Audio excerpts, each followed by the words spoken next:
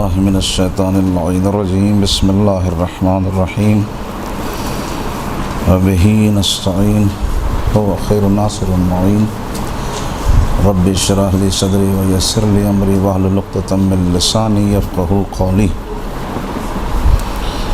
بسم اللہ الرحمن الرحیم یا ایہا الرسول بلغ ما انزل الیک من ربک وإن لم تفعل فما بلغت رسالہ واللہ یعصمک من الناس۔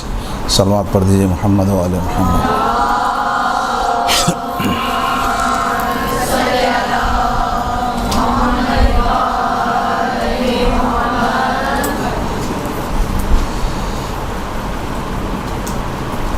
مجھے جیسا کہ بتایا گیا تھا کہ یہ کلاس جو ہے وہ مجالس سکھانے کے لیے منعقد کی جا رہی تھی، یعنی تبلیغ، روش تبلیغ سمجھیں آپ ایک قسم۔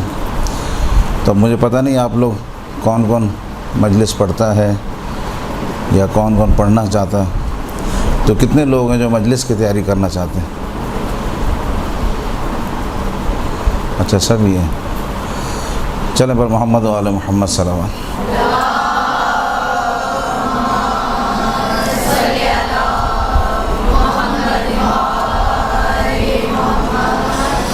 سب سے پہلے ہمیں یہ دیکھنا ہوگا کہ یہ مجالس سے سید الشہداء جو کہ آج کل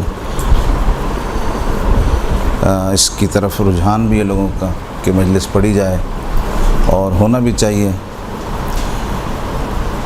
اور اس کے لیے اکثر یہ مشکل پیش آئی کہ لوگ چاہتے ہیں مجلس پڑھیں لیکن وہ ادھر ادھر کی سنی سنائی باتیں اور بغیر کسی استاد کے مجالس پڑھنا شروع کرتے ہیں، تو اس میں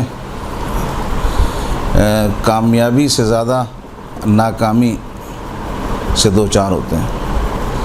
اس کی وجہ یہ ہوتی ہے کہ انہیں پتہ نہیں ہوتا کہ مجلس میں کیا پڑھنا ہے یا کیا چیز صحیح تھی مجلس کے لیے، وہ ہمیں پڑھنی چاہیے تھی، یا کون سی بات ہمیں مجلس میں کرنی چاہیے تھی یا نہیں، یا چوتھی صورت یہ کہ آیا جو میں بات کر رہی ہوں اس کا اثر کیا نکلے گا۔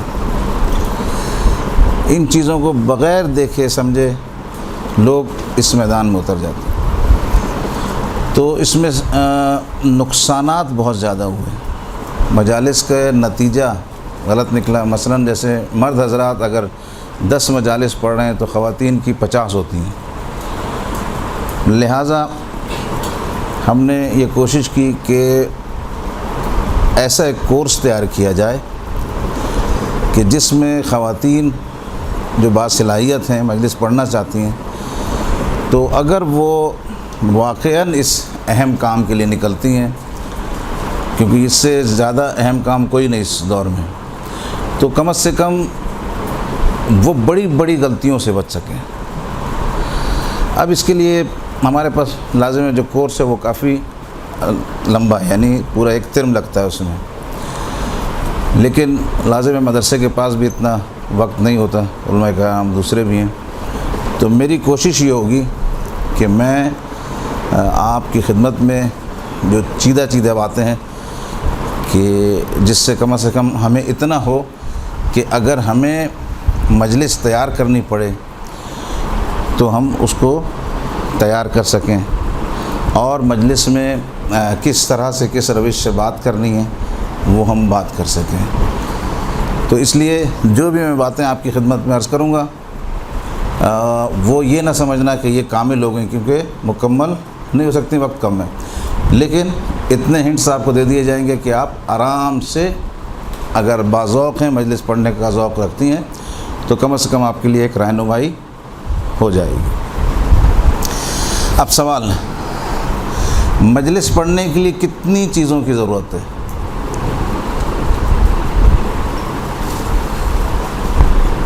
بتائیے، 4 آپ بتائیں۔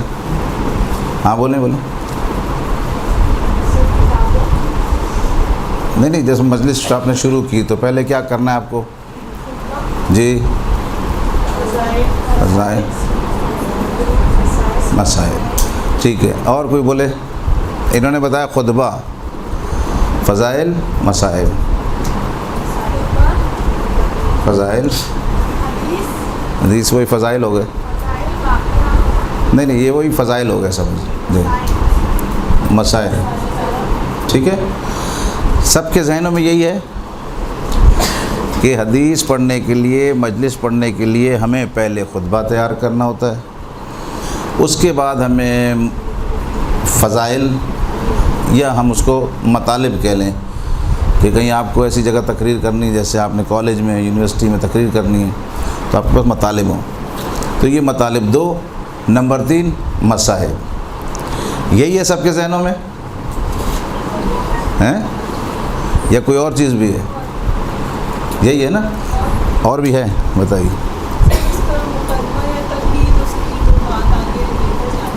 اچھا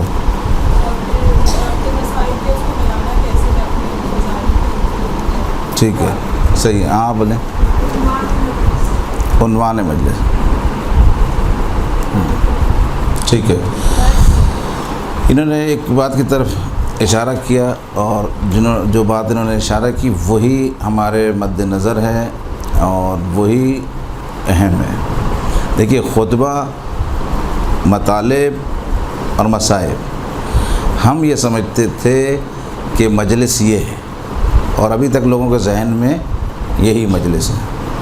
لیکن میرا جو اس کلاس کو مرتب کرنے کا مطلب ہے یا مقصد ہے، کیونکہ میں نے قم میں اس کلاس کو جو ہے تقریباً سب سے پہلے میں نے ہی شروع کیا. وہاں پر اس کی جدت جو تھی وہ علماء کرام کے درمیان میں نے ہی شروع کی، مجھے ہی اجازت ملی کہ آپ یہ کلاس شروع کریں. تو اس میں جو سب سے اہم چیز تھی وہ ہم نے وہاں بھی یہی سوال کیا، یہی جواب آتا تھا کہ خطبہ، مطالب اور مصائب. لیکن دیکھیں، جب آپ نے خطبہ پڑھ لیا، اب خطبے کے بعد آپ کو سب سے اہم چیز ایک بیچ میں نظر آئے گی. خطبے کے بعد تمہید کہہ لیں اس کو، آپ مقدمہ کہہ لیں، ٹھیک ہے. اور پھر آپ نے فضائل پڑھ لیے، اب آپ مصائب میں داخل ہونا چاہ رہے ہیں، تو اس کے درمیان ایک چیز ہے ربط مصائب. آپ کی نظر میں یہ 3 چیزیں مجلس تھیں، ٹھیک ہے، خطبہ، فضائل، مصائب. میری نظر میں یہ 2 چیزیں نہیں، بلکہ ان میں جو 2 اہم ہیں، ایک تمہید اور ربط مصائب. میری نظر میں یہ 2 چیزیں اہم ہیں. اگر آپ کو تمہید باندھنی نہیں آتی ہے تو اس کا مطلب آپ مجلس نہیں پڑھ سکیں گی کبھی.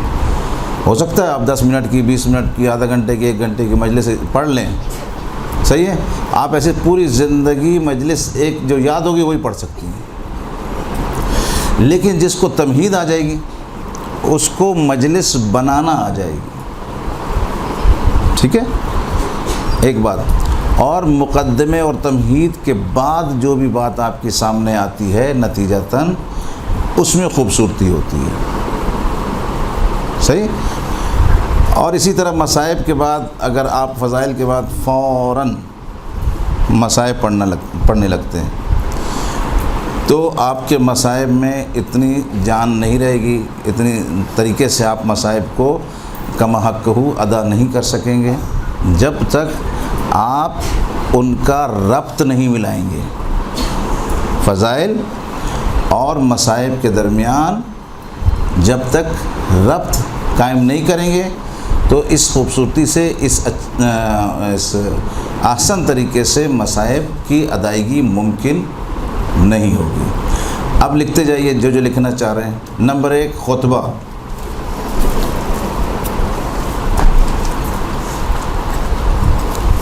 نمبر 2 تمہید،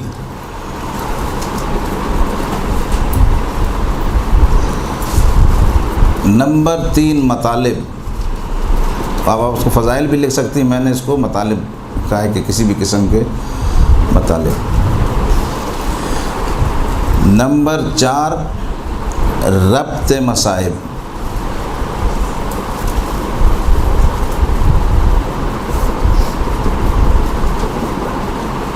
اور نمبر 5 مصائب۔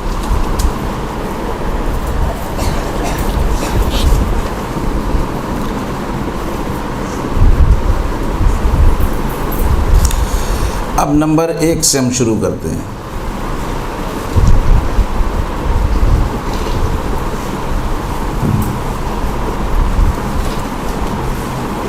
نمبر 1 خطبہ۔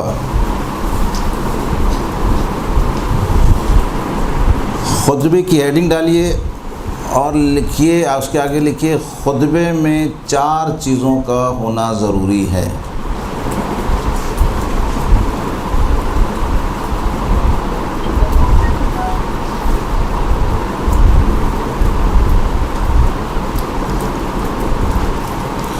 حمد پروردگار نمبر 1،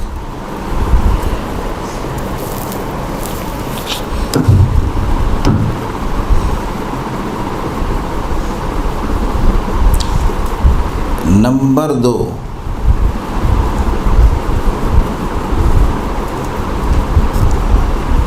محمد و آل محمد پر درود و سلام۔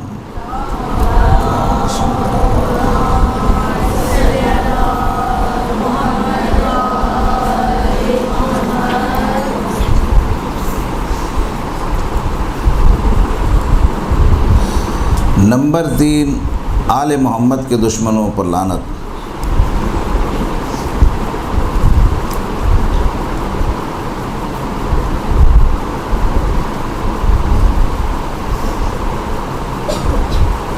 اور نمبر 4 جو بھی موضوع ہے اس کے مطابق آیت۔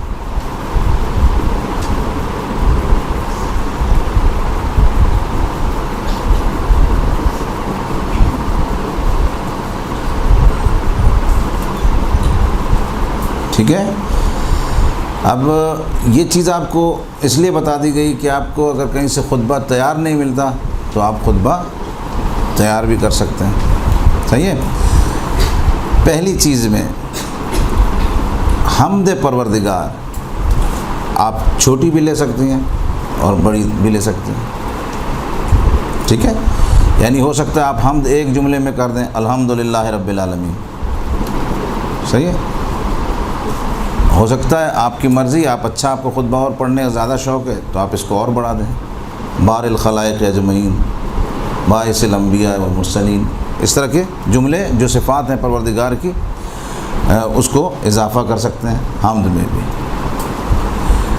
اس کے بعد آ گیا دوسرا ٹکڑا والصلاۃ والسلام، اس میں بھی آپ بڑا بھی لے سکتی ہیں اس کو اور چھوٹا بھی کر سکتے ہیں۔ والصلاۃ والسلام علی محمد ابی القاسم محمد بھی کہہ سکتے ہیں، یہ کوئی پریشانی کی بات نہیں، یہ غلط نہیں ہے، صحیح ہے۔ اور اس میں آپ رسول کی صفات بھی بیان کر کے اور اس کو بڑا کر سکتے ہیں، یعنی مکی، المدنی، القرشی، الہاشمی، اس طرح سے اور اس میں صفات ڈال سکتے ہیں۔ تو خطبہ تیار کرنے کے لیے ہمیں 4 چیزوں کی ضرورت پڑی: حمد پروردگار، محمد و آل محمد پر درود و سلام، ان کے دشمنوں پر لعنت، اور موضوع کے مطابق آیت۔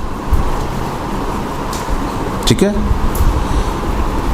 اب خطبہ یا تو آپ کو آسانی ہے تو آپ جو خطبے کتابوں میں لکھے ہوئے ہیں بنے بنائے وہ خطبہ آپ یاد کر لیجئے، لیکن جو بھی خطبہ یاد کریں اس میں دیکھیں 4 چیزیں ہیں تو آپ کا خطبہ بہتر خطبہ ہوگا، ورنہ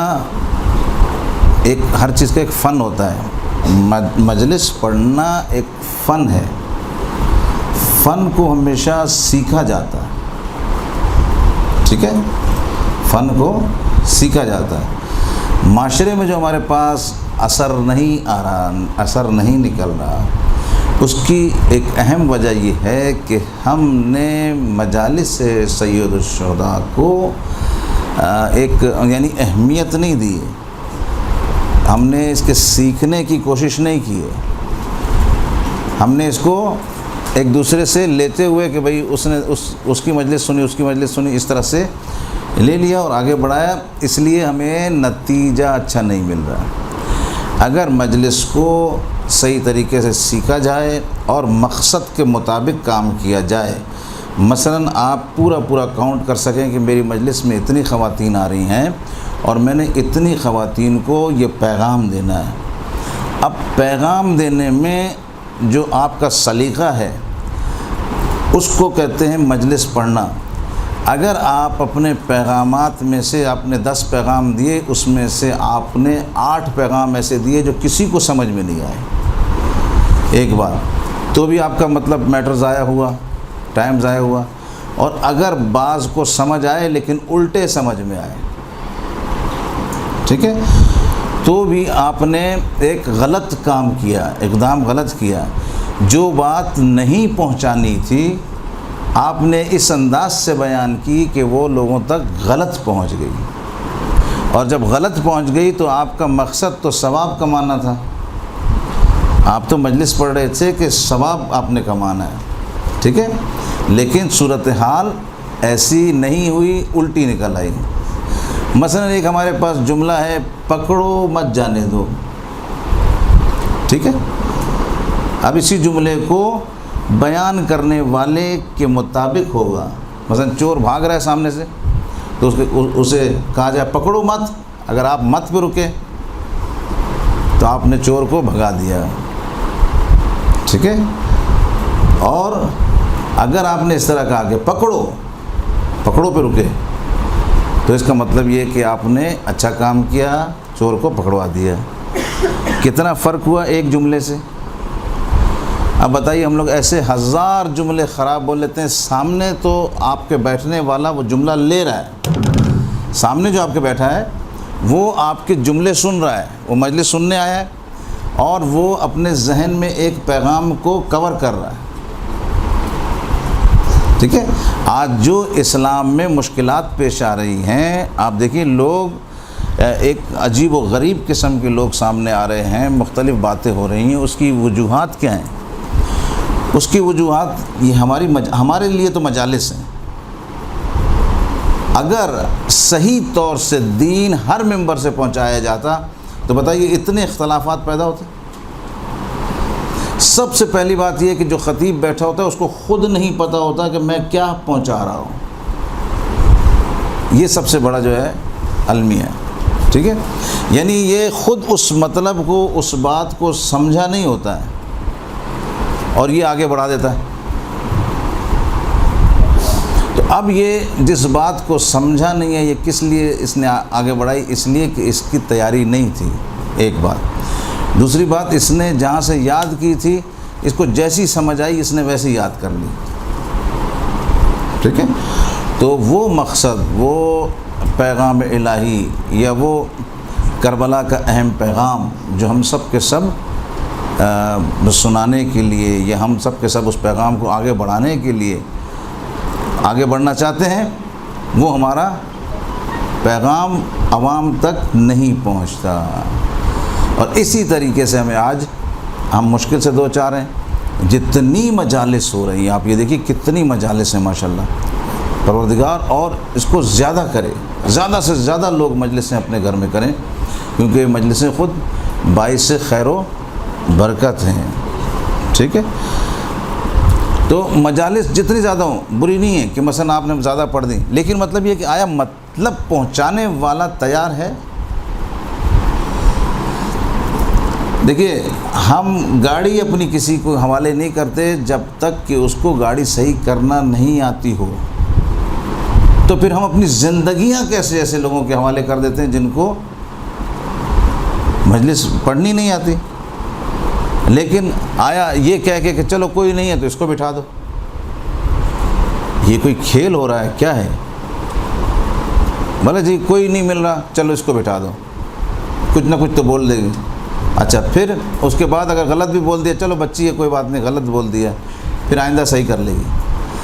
اس کے اثرات اگر آپ دیکھیں سامنے والوں پر کیا کیا، جو آپ سے جس نے ڈسکس کیا تھا اس کا تو مسئلہ نہیں، جس نے ڈسکس نہیں کیا اس نے مجلس سنی اور چلے گئے اپنے گھر، تو اس کا اثر تو مرتب ہو گیا نا، تو خامیاں پیدا ہو گئیں۔ کلاس کا مقصد یہ ہے کہ ان خامیوں سے بچا جائے اور ایک سالم صحیح طور سے ایک مقررہ جو اچھی طریقے سے تقریر کر سکے اور اس پیغام حسینی کو اچھی طریقے سے لوگوں کے ذہنوں میں منتقل کر سکے۔ کوئی فیلڈ بھی ایسی نہیں ہے کہ اگر آپ اس کو بغیر سیکھے اس میں چلے جائیں اور اس میں کامیاب ہو جائیں۔ جس نے بھی بغیر سیکھے کوئی کام بھی کیا تو اس میں خرابیاں بہت زیادہ پیش آئیں، اور یہ تو مشن حسینی ہے۔ تو وہ خواتین جو صاحب مطالعہ ہیں وہ اس فیلڈ میں آگے آ جائیں، وہ خواتین جو کچھ سمجھ بوجھ رکھتی ہیں دین کی وہ اس فیلڈ میں آگے آ جائیں، اور وہ خواتین جو مجلس پڑھنے کا ذوق رکھتی ہیں وہ خواتین آگے آ جائیں کہ ہمیں مجلس پڑھنی ہے اور ہمیں اس پر ٹائم دینا ہے۔ صحیح ہے؟ تو انشاءاللہ ایک اچھا نتیجہ ہمارے پاس آئے گا، ورنہ امکان نہیں ہے، ورنہ یہ خرابیاں پیدا ہوتی جائیں گی، اور ایک اسلام جو امام حسین نے جس کے لیے اتنی بڑی قربانی دی ہے وہ صحیح طور سے سامنے نہیں آ سکے گا۔ مجلس پڑھنا مقصد نہیں ہے، پیغام صحیح پہنچانے والا ہونا چاہیے، ٹھیک ہے؟ تو اس لیے اس کلاس کو رکھا گیا۔ تو اب سب سے پہلے ہم نے خطبہ آپ کی خدمت میں عرض کیا۔ خطبے میں دیکھیں قرآن کے بھی 7 لحن ہیں، قرآن بھی آپ نے پڑھنا ہے تو اس کا طریقہ کار ہے۔ خوشی کے موقع پر قرآن کی قرأت الگ ہو جاتی، چینج ہو جاتی ہے، اور غمی کے موقع پر قرآن کی تلاوت الگ رخ اختیار کرتی ہے۔ تو قرآن اور اہل بیت ایک ہی ہیں۔ تو جب قرآن کے لیے اتنے لحن ہیں کہ خوشی میں بدلے گا، غم میں بدلے گا، عام صورتحال میں بدلے گا، تو ذکر اہل بیت میں بھی اتنے ہی لحن ہونے چاہیے، اتنی خوبصورتی سے ذکر کرنا ہے کہ جس کو پتہ ہو کہ میں آرام سے اچھی آواز میں اچھی طریقے سے لوگوں کے سامنے مجلس پڑھ سکتی ہوں۔ تو وہ کیسے ہوگا؟ ایسے نہیں ہوگا، خالی بیٹھ کے نہیں ہوگا، وہ تیاری کرنے والے۔ جس خاتون کا مطالعہ نہیں ہے وہ مجلس پہ نہ جائے، یا جس کو مطالعے کا ذوق ہی نہیں ہے، کیوں؟ وہ معاشرے کو اچھا کرنے کی بجائے وہ خراب کر دیں گے۔ جیسے کہ آپ دیکھ رہے ہیں ذاکرین کیا کر رہے ہیں، صورتحال آپ دیکھ رہے ہیں، اور خواتین کا بھی ایسا ہی ہے، ٹھیک ہے؟ جس کو یہ پتہ ہی نہیں کہ پردہ کیا ہے وہ کیسے پردے کے بارے میں بولے گی؟ اچھا، وہ کیسے شہزادی زینب کے پردے پر الا سکے گی؟ ٹھیک ہے، اس کو پتہ ہی نہیں پردہ ہے کیا، اسلام نے پردے کا حکم کہاں نازل کیا ہے، کیا بارے میں پردے کے بارے میں بولا کیا ہے۔ اچھا، اگر اس سے کہا جائے نکالنی آیت کہاں سے نکالنی تو کچھ بھی پتہ نہیں۔ تو ایسی خواتین نہیں، جو باذوق ہیں وہ آئیں، اور جن کو یعنی مجلس واقعہ مجلس کے لیے جو زحمت کریں گی تو وہ سب سے پہلے میدان میں آئیں اور میدان میں آ کر مجالس پڑھنا شروع کریں، اور جن کو بالکل ذوق نہیں ہے وہ بالکل بھی اس میدان میں نہیں آئیں، کیونکہ نقصان برداشت کرنا مشکل ہوتا ہے، ٹھیک ہے؟ تب ہم نے خطبے میں بتائیں آپ کو 4 چیزیں۔ اب مسئلہ یہ خطبہ تیار کیسے کریں گے آپ لوگ؟ تو ایک طریقہ کہ آپ کسی بھی کتاب میں جو خطبہ لکھا ہوا ہو وہ لکھا ہوا خطبہ تیار کریں گے جو آپ کو پسند ہو۔ پہلے میری روش یہ تھی کہ میں خطبہ تیار کر کے دے دیا کرتا تھا، ایک خطبہ۔ اس میں یہ ہوتا ہے کہ اپنے اپنے ذوق کے مطابق یا لوگوں میں رہنے کے مطابق آپ کا ایک ذہن بن چکا ہوتا ہے۔ مثلا میں نے جو خطبہ دیا وہ آپ کو پسند نہیں آ رہا ہوتا ہے، آپ نے کہیں سنا ہے وہ آپ کو پسند آ رہا ہوتا ہے، ٹھیک ہے؟ تو اس لیے پھر میں نے خطبہ دینا بند کر دیا کہ بھائی میں خطبہ نہیں دوں گا، خطبہ آپ اپنی مرضی سے تیار کریں گی۔ کسی بھی مجلس کی کتاب میں خطبہ آپ کو مل جائے گا، ٹھیک ہے؟ اکثر تو نہج البلاغہ کا وہ پہلا والا خطبہ ہی پڑھ لیتے ہیں، پہلے ہی خطبہ ہے ان کا، لا یبلغ مدحتہ القائلون۔ تو آپ نے خطبہ نکالنا ہے، اور خطبہ پورا میں نے بتایا 4 چیزیں ہونی چاہیے اس میں، وہ 4 چیزیں صاف ستھری لکھ کے لانی ہے اور مجھے چیک کرانی ہے۔ چیک کیا کرنا ہے؟ چیک اس میں یہ کرنا ہے کہ اس کے عربی عبارات میں تو کہیں غلطی نہیں ہے، شروع میں ہی غلطی نکال دی جائے گی تو پھر وہ غلطی آگے بڑھتی نہیں ہے، اور اگر غلطی ہے تو پھر وہ آخر تک غلطی چلتی رہتی ہے۔ مثلا آپ نے خطبہ حفظ کر لیا اور اب آپ اس کو غلطی پہ غلطی کرتے جا رہی ہیں، وہی جیسے حفظ کیا تھا ویسے ہی ہے۔ تو سب سے پہلا مرحلہ خطبہ لکھنا ہے۔ لکھ لیں گے آپ لوگ، کسی بھی مجلس کی کتاب سے آپ ایک خطبہ تیار کر کے صاف ستھرا لکھ کے لائیں گے۔ میں اس کے اعراب چیک کروں گا کہ آیا یہ اس میں اعراب کے لحاظ سے تو غلطی نہیں ہے، نیچے اس کے میں اوکے لکھ دوں گا، ان کا خطبہ صحیح ہے۔ جب میں لکھ دوں صحیح ہے، اس کے بعد آپ اس کو یاد کریں گی، حفظ کریں گی، ٹھیک ہے۔ لحن میں اپنے اپنے لحن آپ لوگ کے لیے جو آپ اختیار کر سکیں، اس کا لحن الگ الگ ہے، صحیح ہے، علاقے وائز بعض لحن ہوتے ہیں، تو وہ اس میں کوئی مسئلہ نہیں ہے، وہ آپ کو جیسے پسند ہے۔ ویسے ہمارے پاس دو قسم کے خطبے چل رہے ہیں۔ ایک ہوتا ہے، صلوات پڑھیے محمد والے محمد۔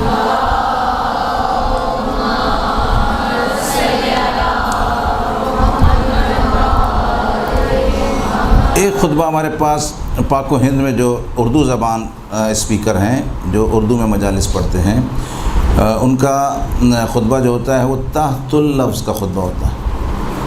تحت اللفظ کا مطلب یہ الحمد للہ رب العالمین، یہ تحت اللفظ، ٹھیک ہے۔ یہ ایک ہمارے معاشرے میں ممبروں پر ایک خطبہ یہ چل رہا ہے۔ اچھا، دوسرا ہمارے پاس سر کا خطبہ چل رہا ہے، یعنی بعض منطقوں میں، پتہ نہیں کراچی میں تو ایسا نہیں ہے، لیکن دوسری جگہوں پر سر والے خطبے پسند کیے جاتے ہیں، تو اس میں لائن الگ ہوتا ہے، ٹھیک ہے۔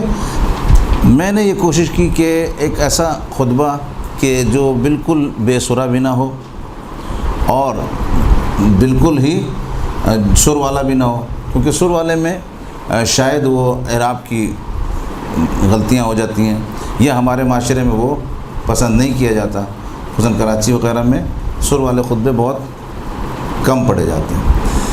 تو ہم نے اس کو اس انداز سے خطبہ بنایا ہے کہ اس میں وہ بالکل بے سرا بھی نہیں ہے اور تھوڑا سا سر بھی اس میں۔ مثلاً ایک خطبہ یہ الحمد للہ رب العالمین، دیکھیے اس کو تھوڑا سا ہم نے الگ سے سر دے دیا کہ اگر اس کا میں آپ کو فائدہ بھی بتاؤں گا کیا ہوا۔ مثلا الحمد للہ رب العالمین، اس کا فائدہ یہ ہے کہ آپ جب مجلس پڑھنے لگتے ہیں تو اس وقت آپ کو آرام سے سانس لینے کا موقع مل جاتا ہے۔ تو اس کو دونوں بالکل ہی اس کو بے سرا نہیں کیا، بالکل کٹ نہیں مار دیا، تھوڑا سا سر ہے اس میں اور باقی لمبا سر نہیں ہے اس میں۔ تو آپ اس لہجے کو بھی اپنانا چاہیں تو اس لہجے کو بھی اپنا سکتی ہیں۔ دوسری بات یہ کہ خطبہ کسی کا بھی آپ کیسٹ سے، انٹرنیٹ سے کسی بھی شخص کا خطبہ تیار نہیں کر سکتے ہیں۔ کراس لگا دیجئے، خطبہ لکھ کے کہ کسی کے خطبے سے تیار نہیں کرنا ہے۔ بات سمجھ آ رہی ہے؟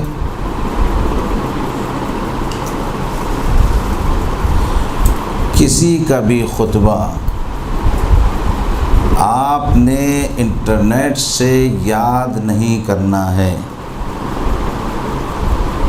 مثلاً آپ نے دیکھا جی فلاں صاحب مجلس پڑھ رہے ہیں، آپ نے ان کا خطبہ یاد کرنا شروع کر دیا، اس کو میں منع کر رہا ہوں کہ یہ آپ نے نہیں کرنا ہے۔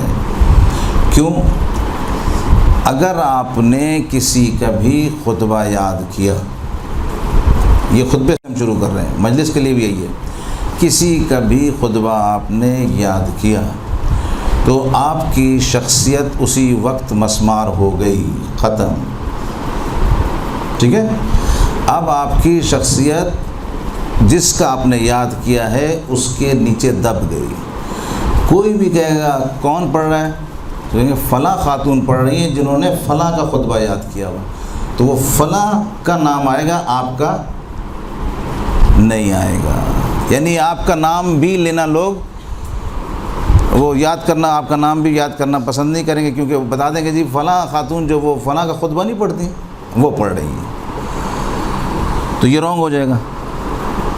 ٹھیک ہے، لہٰذا آپ نے جو خطبہ لکھ لیا کتاب سے، اب اس کو اپنے لہجے میں آپ اس کو حفظ کرنا شروع کریں گے. ٹھیک ہے، اپنے لہجے میں آپ اس کو حفظ کرنا شروع کریں گے. یعنی آپ نے خطبہ لکھ لیا، مجھے یہاں پر چیک کرا دیا، اب آپ جا کر گھر پہ خطبے کو اپنا جو آپ کا لحن ہے، یہ 3 طریقے میں نے بتا دیے، ایک تحت اللفظ کا، اور ایک میں نے بتا دیا سر والا، اور ایک دونوں کے درمیان. اب اس میں جو آپ کو مناسب لگے آپ اس خطبے کو اس طریقے سے حفظ کرنا شروع کریں گے. تیسری بات خطبے میں اہم یہ ہے کہ خطبہ آپ نے حفظ بہت کرنا ہے. صحیح ہے، خطبہ آپ نے بہت زیادہ حفظ کرنا ہے. کم از کم میری نظر میں خطبہ صحیح ہونے کے بعد، خطبہ جب آپ کو صحیح طور سے یاد ہو گیا، اس صحیح جو یاد ہوا ہے، جو صحیح طور سے یاد ہو گیا ہے، وہ کم از کم آپ 50 مرتبہ تکرار کریں گے. ٹھیک، کتنی مرتبہ ایسے مثلا جیسے آپ نے پڑھا الحمدللہ رب العالمین والصلاۃ والسلام، بھول گئے، اب یہ اوکے نہیں ہوا ہے. ٹھیک ہے، پھر دوبارہ آئیں. جب بالکل ایسے الحمدللہ کی طرح یاد ہو گیا، ٹھیک ہے، الحمدللہ رب العالمین مالک یوم الدین ایاک نعبد و ایاک نستعین اہدنا الصراط المستقیم صراط الذین انعمت علیہم غیر المغضوب علیہم ولا الضالین. لیکن اس میں غلطی نہیں ہوئی نا. جب ایسے ہو جائے نا، اس صحیح کو آپ نے کم از کم 50 مرتبہ یاد کرنا ہے. اس کی علت کیا ہے؟ کوئی بتائے.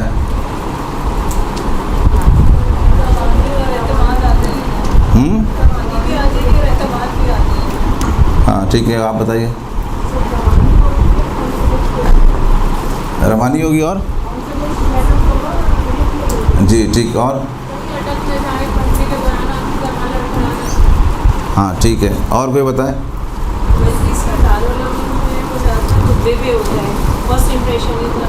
اچھا، ہاں بالکل صحیح باتیں سب وہی ہیں، لیکن جو الفاظ جس جگہ پہ فٹ آتے ہیں نا وہ زیادہ اچھے لگتے ہیں. First impression is the last impression. آپ کا پہلا ہی امپریشن خطبے والے کا بھی اور سامعین کا بھی. آپ پہلی صورت میں جب اپنے سامنے آپ مجمع دیکھتے ہیں، اب لوگوں کی گھر کی الگ الگ مجالس ہیں سب کی، ضروری تو نہیں کہ ہر خاتون کے گھر 20 عورتیں بیٹھی ہوں، 30 عورتیں بیٹھی ہوں. بعض سالانہ مجالس ہیں، پورا خاندان آتا ہے، پورا محلہ آتا ہے. آپ اندر گئیں اور آپ نے دیکھا کہ ایک ہجوم لگا ہوا ہے، تو آپ جو سب سے پہلے جو چیز بھولتی ہیں وہ خطبہ ہے آپ. ٹھیک ہے، سامنے والے کا خوف، جیسے آپ پہنچے پہلا جو خوف آپ پر طاری ہوتا ہے، آپ اپنا خطبہ بھول جاتے ہیں. کیوں؟ خطبے کو ایک لحن میں پڑھنا ہوتا ہے نا، تو پہلا ہی کام رک جاتا ہے. اس لیے میں اس کو کہتا ہوں کہ خطبہ سب سے زیادہ جو ہے نا خطبے پر زور دیا جائے گا. ٹھیک. اچھا، اب خطبے میں اس سے زیادہ تو میں خطبے پہ زیادہ نہیں بول سکتا کیونکہ اتنا ٹائم بھی نہیں ہے. خطبے میں لحن آپ نے خوبصورت رکھنا. اپنا خطبہ لوگ پسند کرتے ہیں، خطبہ خطیب کی پہچان ہے پہلے. مثلا اگر آپ کا خطبہ اچھا ہوا، حلق کے ساتھ اچھے الفاظ نکلے، تو آپ کی مجلس کوئی سنے ہی نہ سنے، وہ خطبہ سن کے بتا دے گا کہ یہ خطیب ہے، چاہے وہ بھی اس نے مجلس آپ کی شروع نہیں کی. صحیح ہے. تو خطبے پہ کام ہوتا ہے. مثلا آپ نے خطبے کے جو وہ اس کے الفاظ ہیں ان کو، اور خصوصاً گلے کو صاف کرنا ہوتا ہے، خاص کر غرارے کر کے یا تھوڑا سا آواز کو بلند کر کے. ٹھیک ہے، یہ اپنا گلا کھولنا ہوتا ہے، کیونکہ آپ نے مسلسل 1 گھنٹہ مسلسل بولنا ہے. اور اگر 1 گھنٹہ مسلسل انسان آرام سے بول لے کوئی مسئلہ نہیں، لیکن ہمارے ہند و پاک میں جو وہ خطابت ہے تو اس میں جب تک اتار چڑھاؤ نہیں ہے تو اس کو خطیب نہیں مانا جاتا. کہیں آپ نے اٹھانا ہے نقطہ، ٹھیک ہے، کہیں بٹھانا ہے آپ نے، تو اس طرح آپ کو کبھی گلے کا استعمال کرنا، چیخنا ہے، اور کبھی نہیں چیخنا. یہ پہلی صورتحال میں. جب آپ خطیب بن گئے، یعنی اچھی خطابت کرنے لگے، اب آپ کی مرضی ہے، اب آپ اس کو آرام سے بھی لے کر چل سکتے ہیں اور آپ اپنے نقطوں کو اٹھا بھی سکتے ہیں. صحیح ہے. تو خطبے میں ہم نے کتنی چیزیں بتائیں، آپ نے کیا کیا لکھا؟ ہاں بولیں کیا کیا. یہ تو میں نے خطبے کے اندر 4 چیزیں بتائیں نا. اب پڑھتے وقت میں نے کتنے لحن بتائے اس کے؟ 3. ٹھیک ہے. اب خطبے میں آپ نے ان الفاظوں کو دیکھنا، جیسے رب العالمین ہے نا، کھڑا الف ہے، اس کو آپ کوشش کریں گی کہ جیسے الف کھڑا ہے تو اب اس کو آپ تھوڑا سا لمبا نکالیں گی.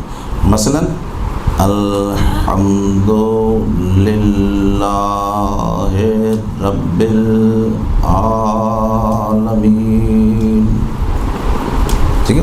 پڑھنے کو آپ جیسے بھی پڑھیں، اس میں آپ کے اندر جو ہے نا ایک تو سانس آپ کا ہے. صحیح ہے. سانس لینے کے لیے آپ کو موقع مل رہا ہے، انرجی مل رہی ہے، اور اس میں آپ کو پورے افراد کو دیکھنے کو مل جاتے ہیں. آپ نے خطبے میں اگر 2-4 منٹ لگائے، خوبصورتی اس میں دے دی، تو آپ کو افراد پہ کنٹرول ہو جاتا ہے، سب کو دیکھ لیتے ہیں، آپ کو حوصلہ ہو جاتا ہے. صحیح ہے. تو یہ جو اس میں جو کھڑے حلیف ہیں، عالمین، ٹھیک، اور یہ آواز جب تک کھولیں گی نہیں، مجالس نہیں پڑھ سکتی. خطیب کے لیے سب سے ضروری امر یہ ہے، پہلے اپنی آواز کو کھولا جائے. آواز کو کھولنے کا یہی طریقہ ہے کہ آپ تھوڑا تھوڑا تیز بولیں گے. جیسے بعض حروف حلقی ہیں تو ان کو حلق سے نکالیں گے، الحمد الحمد الحمد، اس طرح سے. ٹھیک ہے. یہ ہے حلق سے نکلے گا. اچھا، جب آپ اس پہ تھوڑا سا زور دیں گی نا تو رگیں انسان کی تھوڑی تھوڑی کھل جاتی ہیں.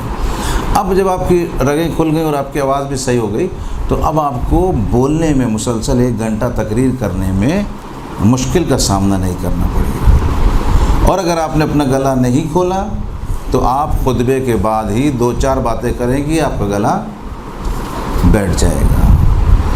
تو یہ سارے امر جو ہیں خطبے سے متعلق ہیں. خطبے کی جو ہے تیاری آپ لوگوں نے خود کرنی ہے. خطبے میں 4 چیزوں کا ہونا ضروری ہے. 3 لحن میں نے خطبے میں بتا دیے ہیں. 50 مرتبہ صحیح خطبہ یاد کرنا ہے. ٹھیک ہے. اب 2 منٹ کے لیے سوچیں کہ اور کچھ آپ کو خطبے میں پوچھنا ہے تو وہ سوال کیجئے، پھر میں آگے چلتا ہوں.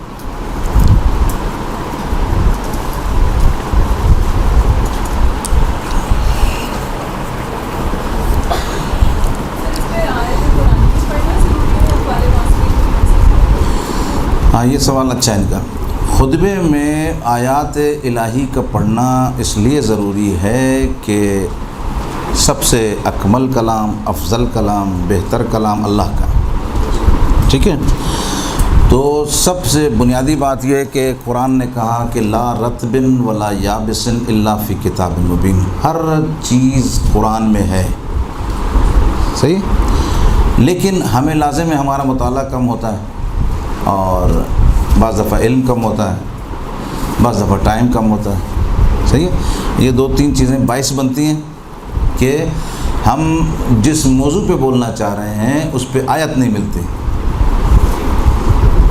تو جب آیت نہیں ملتی تو ہم کیا کرتے ہیں؟ پھر ہم اپنے جو قول معصوم ہے اس کو ہم پڑھ دیتے ہیں. تو کوئی مذائقہ نہیں ہے، لیکن اگر آپ نے اچھی تقریر تیار کرنی ہے اور آیت ملتی ہے تو سب سے پہلے آیت کو مد نظر رکھنا ہے، پھر اس آیت کے ضمن میں آپ احادیث پڑھیں. ٹھیک ہے. بہتر طریقہ یہ ہے، یعنی قول معصوم بھی پڑھیں گے تو کوئی برائی نہیں ہے، لیکن بہتر کیا ہے؟ بہتر آپ کا طریقہ ہے کیا کہ آپ نے کلام اللہ کو مد نظر رکھنا ہے. ٹھیک ہے. اور کوئی؟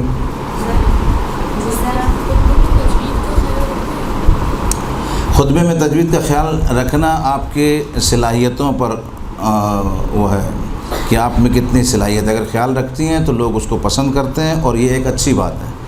لیکن اگر تجوید کا خیال نہیں رکھا تو خطبہ باطل نہیں ہوتا. جیسے نماز میں آپ سورہ حمد پڑھتے ہیں، اگر آپ نے تجوید کا خیال نہیں رکھا تو نماز باطل ہو جاتی ہے. سر سالانہ مجلس میں جیسے ہمارے پاس کافی ٹائم ہوتا ہے اور عشاء کی مجالس ہوتی ہے بہت مختصر ہوتی ہے، تو ان دونوں کے لیے الگ الگ خطبے تیار کرنے پڑیں گے یہی کافی؟ ہاں نہیں، آپ کا اگر وہی خطبہ مختصر ہی ہے تو وہی پڑھیں. ٹھیک ہے، ایک خطبہ آپ نے ایسا تیار کیا جو بہت لمبا نہیں ہے، مختصر سا خطبہ ہے، تو وہ آپ اس میں بھی پڑھ سکتے ہیں. اور اگر آپ نے تیار کیا لمبا خطبہ تیار کیا، بعض شوقین ہوتے ہیں مجالس پڑھنے والے کہ وہ لمبا خطبہ پڑھتے ہیں، تو اب لمبا خطبہ اور آپ کو ٹائم ملا ہے صرف 15 منٹ کا، تو آپ کے 5 منٹ تو خطبے میں گزر گئے. پھر آپ کو ایک چھوٹا خطبہ اس کے ساتھ یاد کرنا پڑے گا. طریقہ کار یہی ہوتا ہے کہ جیسے آپ وقت کو کور کرنا ہے. خطیب اسی لیے کہتے ہیں خطیب ہوشیار ہوتا ہے. یہ نہیں کہ بس بیٹھ گئے تو آپ نے لازم ہے 1 گھنٹہ پورے تقریر کرنی ہے. اور خواتین سے میں خاص کر یہ گزارش کرتا ہوں، خدا را عورتیں بچے لے کے بیٹھی ہوئی ہوتی ہیں، پتہ نہیں کتنے مسائل سے ہو کر آتی ہیں. صحیح ہے، گھر میں پہنچنا ہے، کھانا دینا ہے، پھر اس نے پتہ نہیں رکشہ کرنا ہے، وہاں سے پیدل جانا ہے، 1000 مشکلات. تو خدا را مجالس با مقصد اور با مفہوم مختصر سے وقت میں پڑھیں. کسی بھی جگہ آپ کو ٹائم ملتا ہے، آپ آدھے گھنٹے تک مجلس پڑھیں، 5 منٹ میں مسائل پڑھ دیجیے. آپ یہ دیکھیے گا کہ آپ کو 25 لوگ صرف اسی خاطر بلانا شروع کر دیں گے کہ یہ مختصر پڑھتی ہیں اور اچھا پڑھتی ہیں. صحیح ہے، جس نے بیان کرنا ہوگا کچھ وہ آدھے گھنٹے میں بھی بیان کر دے گا، اور جس نے بیان نہیں کرنا ہوگا وہ 1 گھنٹے تک بھی لگا رہے گا، کچھ بیان نہیں کر سکتا. یہ اچھا بیچ میں ایک ذہن میں میرے بات آ گئی کہ اکثر جو ابھی آپ لوگ مجالس پڑھتی ہیں یا پڑھنے جا رہی ہیں تو اپنا ایک ٹارگیٹ رکھ لیں 30 سے 35 منٹ. کیوں؟ اس سے آپ کا ایک مفہوم، ایک عورت جو اپنا بھی گھر کا کام کرنا ہے، پھر جا کے اس کو نہ جانے اور کیا کیا کام کرنا ہے، پھر اس کو ادھر سے پتہ نہیں اس کے پاس ٹیکسی ہے نہیں ہے، رکشہ ہے نہیں ہے، پیدل جانا ہے، 25 مسائل لے کر آئیے. تو اگر اس کو ایک اچھا پیغام مختصر مل جائے، اچھا پھر اس کے بعد اس کو فوراً دوسری مجلس میں جانا ہے، پھر اس کے بعد تیسری مجلس میں جانا ہے. ٹھیک ہے، اب یہ مجلسیں ہر مجلس گھنٹے گھنٹے کی ہوتی رہے، بتائیے کیا سمجھ میں آئے گا لوگوں کو. تو اس لیے جو پڑھنے والی ہیں وہ خواتین اس بات کا ضرور خیال کریں کہ وہ مختصر پڑھیں، اچھا پڑھیں اور مختصر پڑھیں. جی آپ کچھ کہہ رہی تھیں؟ اچھا ٹھیک ہے بہت اچھا. چلے اب خطبے سے متعلق کوئی چیز پوچھنی ہے؟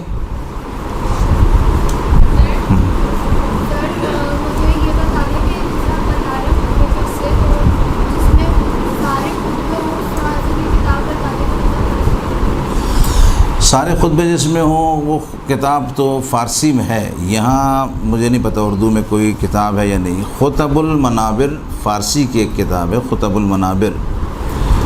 یہاں کا مجھے نہیں پتہ کہ اردو میں کوئی کتاب جس میں خطبے لکھے ہوں، اردو کا مجھے معلوم نہیں ہے. خطب المنابر میں وہ فارسی اور اردو کا فرق نہیں کرتا، آپ نے تو خطبہ پڑھنا عربی کا ہی ہوتا وہ.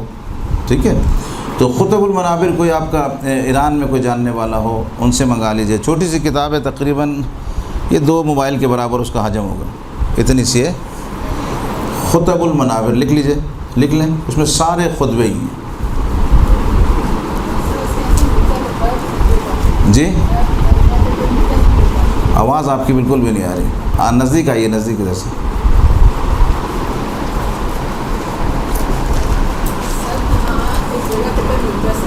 ملتا ہے؟ ٹھیک ہے، آپ لوگ مہیا کر دیتے ہیں، بس ٹھیک ہے. اگر وہ مل جائے تو اور اچھا ہے. ٹھیک ہے، وہ مل جائے تو اس سے یاد کر لیجیے. تو اب یہ ہمارا چیپٹر جو ہے خطبے کے بارے میں کلوز ہو گیا. ٹھیک ہے، خطبے کے بارے میں جو اہم چیزیں تھیں میں نے آپ کو کوشش کی کہ بتا دوں کہ یہ خطبے میں ہوتا. اگر آپ ایسا کر لیتے ہیں تو انشاءاللہ کوئی بھی آپ کی غلطی نہیں نکالے گا کہ آپ نے یہ کیا یہ کیا. ٹھیک ہے، اب اگر تفصیل ہوتی ہے تو لازم ہے تفصیل میں پھر یہ پریکٹس ہوتی ہے، اس میں اس کا اتار چڑھاؤ ہوتا. اب آپ نے صرف مجھے خطبہ جس نے پڑھنا ہے مجلس وہ مجھے خطبہ ضرور لکھ کے دکھائیں گے کہ میں دیکھوں گا اعراب میں کیا مسئلہ تو نہیں ہے. اعراب اگر صحیح ہے اس کا، پھر آپ وہ خطبہ یاد کرنا شروع کر. جی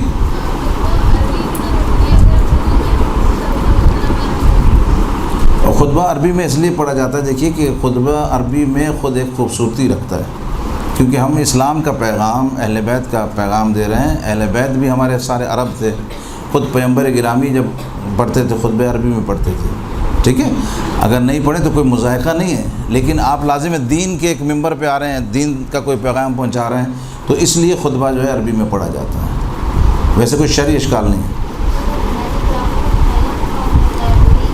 ہاں وہ بھی پورا خطبہ ہے، پورا خطبہ، لیکن دیکھیں میں نے آپ کو بتایا 4 چیزیں ہونا ضروری ہے: حمد پروردگار، محمد و آل محمد پر درود و سلام، ان کے دشمنوں پر لعنت، اور آیت جو کہ آپ نے پڑھنی ہے، ٹھیک ہے جی۔ کوئی مشکل نہیں ہے، آپ پر ہے، منحصر آپ پر ہے، آپ کے ذوق پر ہے۔ آپ خطبہ پڑھتی ہیں 3 لائنوں کا، ٹھیک ہے، آپ کی مرضی، یہ چاروں چیز میں اس میں ہیں تو آپ 3 لائنوں کا پڑھیں۔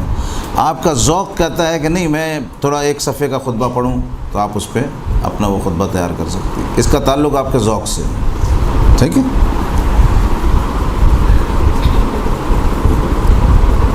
جی بولیے۔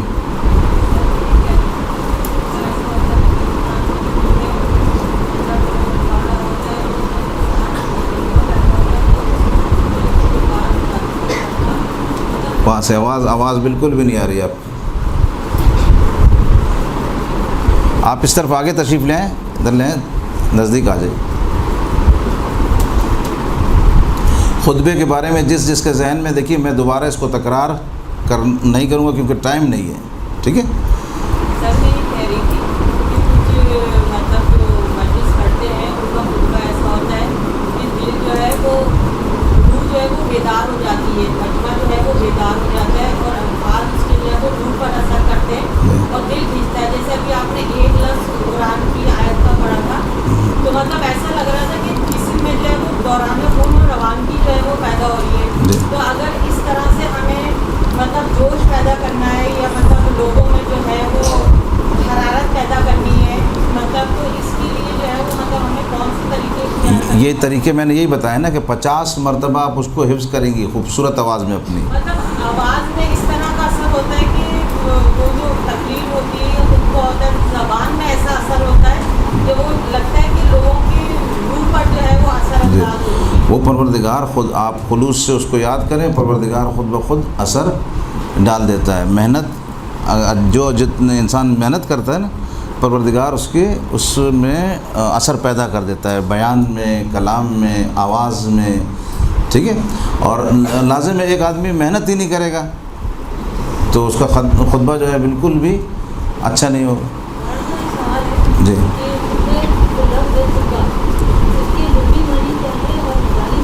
خطاب سے، یہ خطاب خطبے کا جی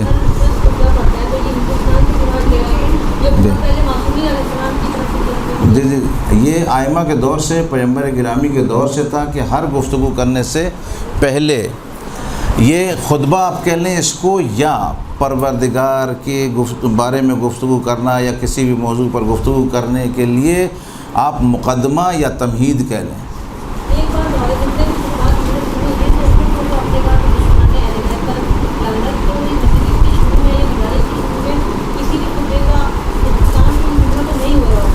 جی جی، اس کی وجہ یہ رہی کہ ہم لوگ اتحاد البین المسلمین کے تحت جو ہے وہ کام کرتے ہیں، تو ہمارے پاکستان میں ایسی صورتحال تھی کہ جب زیادہ ہم نے یہ کرنا شروع کیا تو ہمارے دوست احباب جو اہل سنت کے تھے وہ ناراض ہو جاتے تھے، تو اس لیے لوگوں نے، بعض علماء کرام نے اس کو حذف کیا ہے، لیکن اکثر یہ جملہ پڑھا جاتا ہے، لعنت اللہ علی القوم الظالمین، ٹھیک ہے۔ اب اس کو لین میں پڑھے، وَلَعْنَةُ اللَّهِ عَلَى الْقَوْمِ الظَّالِمِينَ، اس کو آپ اس طرح سے پڑھیں، ٹھیک ہے۔ تو ہے خطبے میں شروع سے چلتا آ رہا ہے۔ اب وہ آپ جب کسی مراحل میں آتے ہیں، بعض جگہ آپ ایسی جگہ جاتے ہیں کہ آپ خطبہ بھی نہیں پڑھتے، مثلا بعض جگہ خود مجھے جو مجالس کے لیے بلایا جاتا ہے 15 منٹ ہے، اب آپ اس میں صرف بسم اللہ الرحمن الرحیم کہہ کے اپنی بات پہنچائیں گے، تو وہ اس لیے جو ہے وہ اس سے اکثر خطیبوں نے نکال دیا، ورنہ یہ ہر جگہ یہ خطبہ اس طرح سے ملتا ہے۔ ہم اپنا خطبہ تیار کر رہے ہیں تو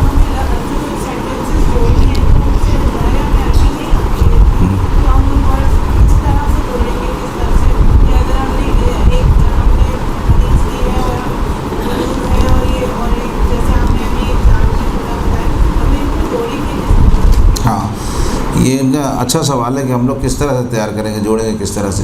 یہ میں نے اس لیے بتائے تھے اور اس کے 2 راستے بتائے تھے. میں نے کہا اگر آپ جوڑ سکتی ہیں، میں نے یہ جملہ استعمال کیا کیونکہ میرا خطاب جو ہے مدرسے کی لڑکیوں سے ہو رہا ہے نا. عوام اگر ہوتی تو میں نہیں بولتا یہ، ٹھیک ہے. لیکن آپ لوگ ادھر درس پڑھ رہے ہیں، مختلف علماء کرام آتے ہیں، تو میں نے اس لیے کہہ دیا اگر آپ یہ کر سکتی ہیں تو آپ ایسا کر لیجئے. یہ آپ کے لیے ایک راہ تھی، آپشن تھا یہ. اور اگر آپ نہیں کر سکتی تو آپ جو خطبے تیار ہوتے ہیں وہ اس سے آپ خطبہ تیار کر لیجیے، ٹھیک ہے. یہ دونوں راستے میں نے بتایا کہ اگر آپ خطبہ تیار کر سکتی ہیں تو خطبہ تیار کریں. اگر نہیں کر سکتی، جو کتابوں میں ملتا ہے اس خطبے کو لکھ کر میرے پاس لے آنا تاکہ میں اس کے اعراب صحیح کر دوں گا، اعراب گزاری کر دوں گا، ٹھیک ہے. چلے جی، یہاں تک ہمارا خطبے کا عنوان ہم نے آپ کی خدمت میں عرض کر دیا، ٹھیک ہے، کہ خطبے پہ یہ کام کرنا ہے. اب صرف سن کے بیٹھ جانا گھر میں، یہ آپ لوگ کی مرضی. اور جو میں نے بتایا اگر وہ اس پہ کوئی کام شروع کرے گا تو اس کا نتیجہ بھی سامنے آئے گا. اس میں آپ کو حفظ کرنا ہے، آواز بنانی ہے اس میں، ٹھیک ہے نا، یہ سارے کام کرنے ہیں. اب آپ نے خطبہ پڑھ لیا، صحیح ہے، خطبہ پڑھ لیا. اب آپ مجلس میں ورود پیدا کرنا ہے. آپ نے کیسے داخل ہوں گے؟ گفتگو جب آپ نے کرنی ہے تو اب اس میں داخل ہونے کے ہمارے پاس 2 راستے ہیں. لکھتے جائیں اس میں. مجلس میں داخل ہونے کے لیے یعنی فضائل پڑھنے کے لیے آپ کے پاس مجلس میں داخل ہونے کے لیے 2 راستے ہیں. اب آپ نے خطبہ پڑھ دیا، مسئلہ اب شروع ہوا، ٹھیک ہے. اب کیا بولیں گے؟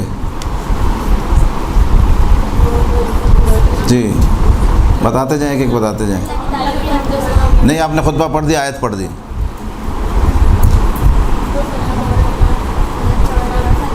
جی وہ تو کر دی نا، بتائیے آپ بولیں. یہ تو ہو گئی.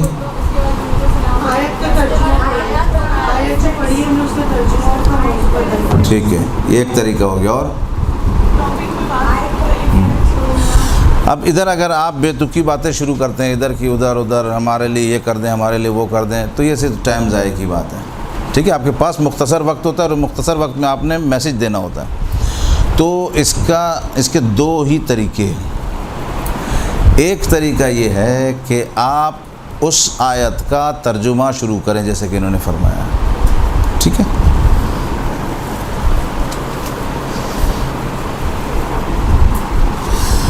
آیت کا آپ نے ترجمہ شروع کیا.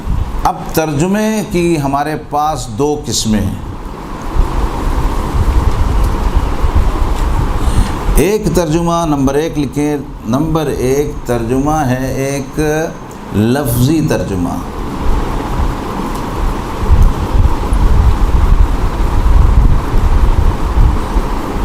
ایک ہے ہمارے پاس مفہومی ترجمہ.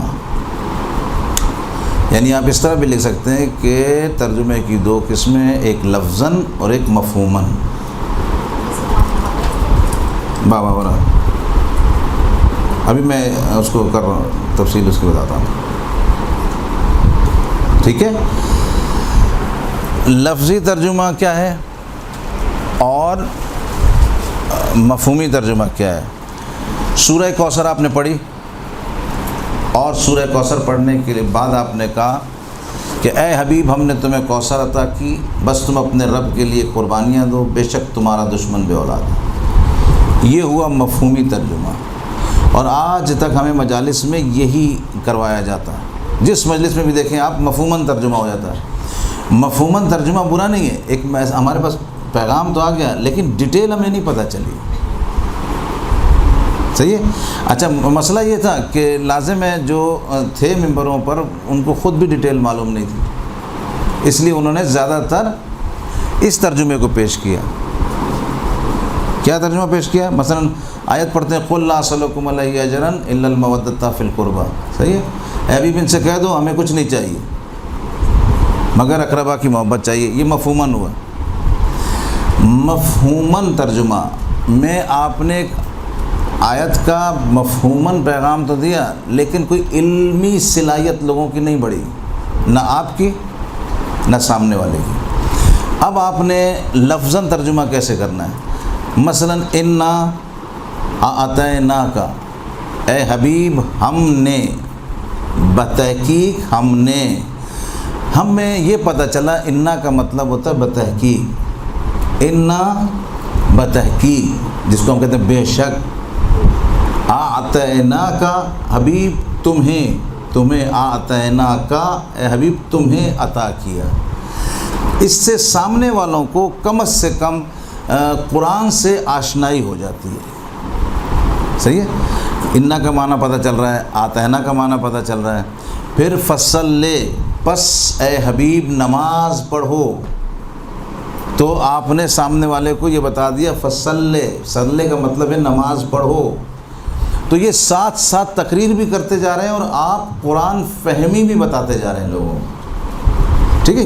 یہ مفید ہے اور یہ مؤثر ہے، یہ آپ کے لیے بھی مؤثر ہے، پڑھنے والا جو مجلس پڑھنے والا ہے اس کے لیے بھی مؤثر ہے۔ وہ لازم ہے جب ترجمہ کرے گا لفظی تو وہ 2-3 ترجمے دیکھ کر آئے گا، صحیح ہے؟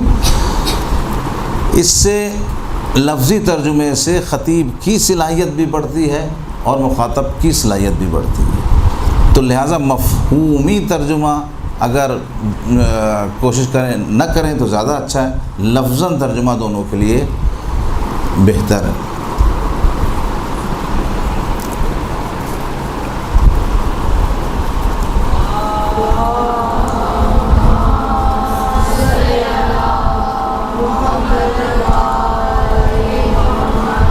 اچھا، ابھی ہم نے آپ کو 2 قسمیں بتائیں ترجمے کی، آہستہ آہستہ سمجھ میں آ رہی نا بات؟ اسٹیپ بائی اسٹیپ میں آہستہ آہستہ اس لیے بتا رہا ہوں کہ کوئی بات ادھر سے ادھر نہ ہو جائے۔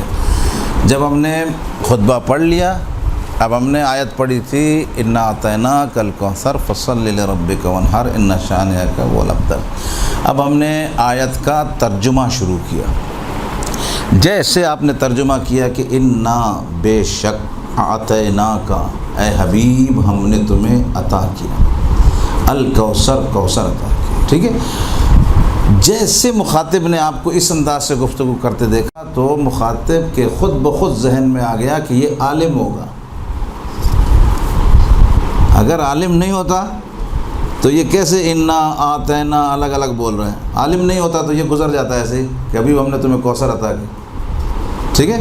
تو پہلے ہی آپ کی دھات لوگوں پہ جم جاتی کہ ہاں یہ پڑھا لکھا ہے، اور لازم ہے جب آپ نے ترجمہ صحیح کیا تو اس کا مطلب آپ پڑھے لکھے ہیں، کچھ نہ مطالعہ کر کے آئے ہوں گے نا، اس سے تو بہتر ہوں گے نا جو صرف مفہوماً ترجمہ کر رہے ہیں۔ تو آیات کے ترجمے سے ہم وارد ہو گئے۔ ایک طریقہ ورود کا یہ کہ آپ نے آیت کا ترجمہ کیا اور ترجمہ کرنے کے بعد آپ نے صاف صاف ان کو بالکل کلیئر بتایا ہے، اب یہ ترجمے سے آپ گفتگو میں وارد ہو گئے، اسی کے بعد آپ اپنا بیان شروع کریں۔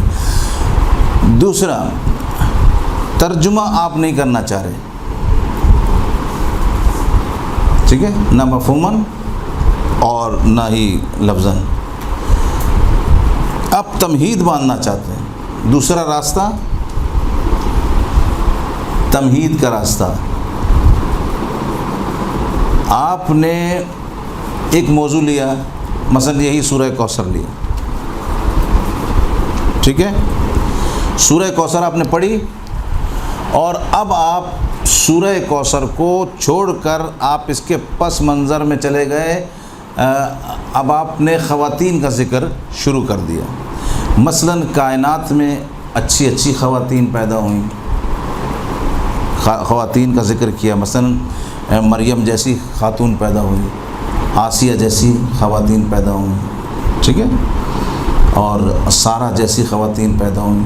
یہ مثال دے رہا ہوں میں کہ آپ نے ذکر کیا، ابھی سورہ کوثر چھوڑ دیا آپ نے، اب آپ چلے گئے اس میں، آسیہ کا مقام تھوڑا بتایا، سارہ کا مقام تھوڑا بتایا اور مریم کا مقام بتانے کے بعد اب آپ نے کہا کہ ساری خواتین ایک طرف، رسول کی بیٹی فاطمہ ایک طرف۔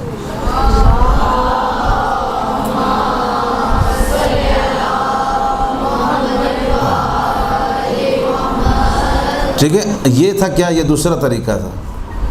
یہ آپ نے تمہید کے ذریعے سے، یعنی پہلے خواتین کا ذکر کیا پیچھے مثال. اب یہ ایک مثال ہو گئی. ایک دفعہ آپ نے کیا کیا کہ آپ کا موضوع تھا پھول پہ آپ کو تقریر کرنی تھی. آپ نے عنوان لیا اور اب آپ نے کانٹے پر بولنا شروع کیا. ٹھیک ہے، کانٹوں کے یہ نقصانات ہیں، کانٹا خشک ہوتا ہے، کانٹا چبھتا ہے. ٹھیک ہے، اس طرح بولتے بولتے کہ پروردگار عالم نے اگر کانٹے ہوتے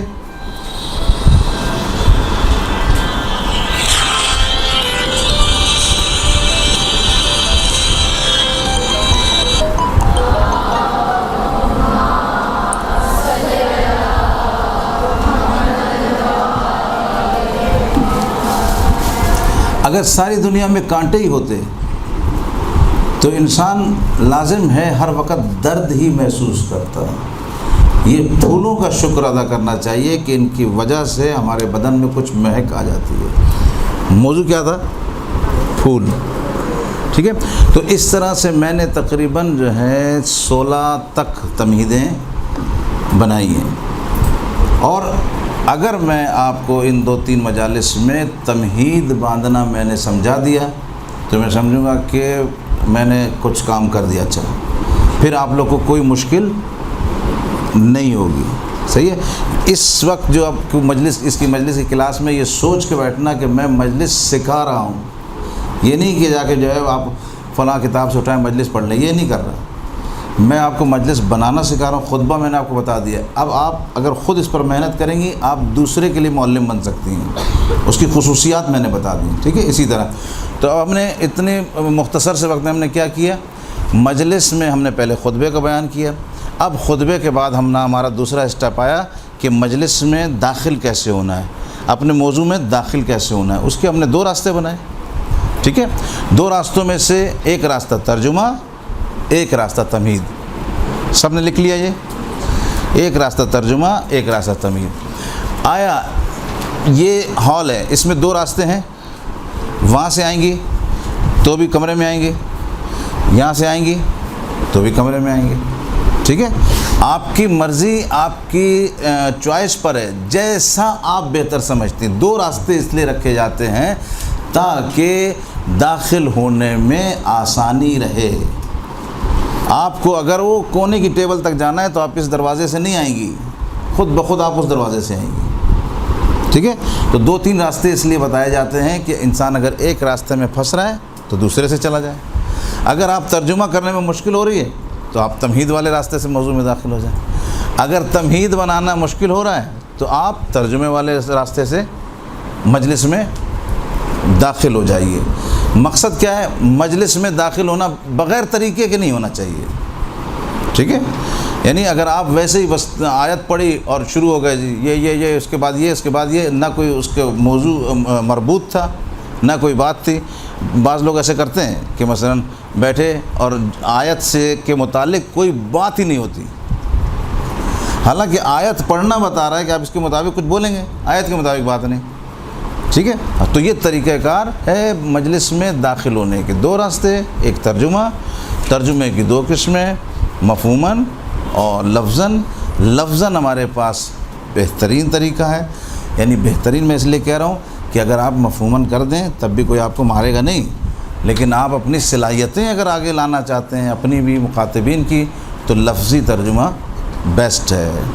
تو لفظاً آپ جائیں یا تمہیداً آپ جائیں، آپ کی مرضی پر ہے. اب 2-3 منٹ رہ گئے، جو سوال ہو اگر اس حد تک آپ کے اذان میں آتے ہیں تو ٹھیک ہے پوچھ لیجیے. بر محمد وعلی محمد صلوات.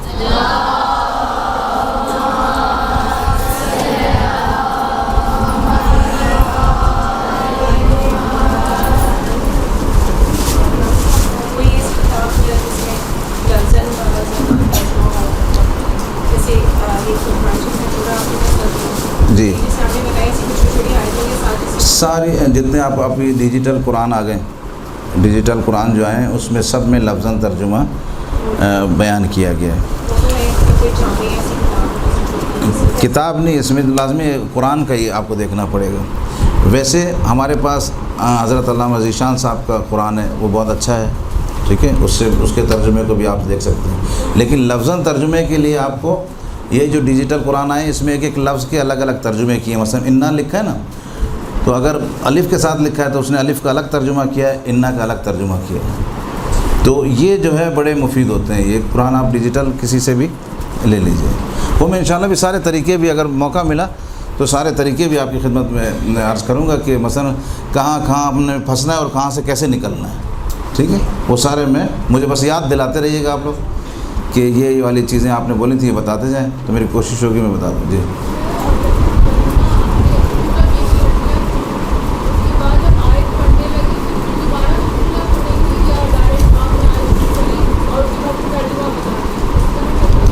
کہاں پہ آیت پڑھنی ہے آپ کو دوبارہ؟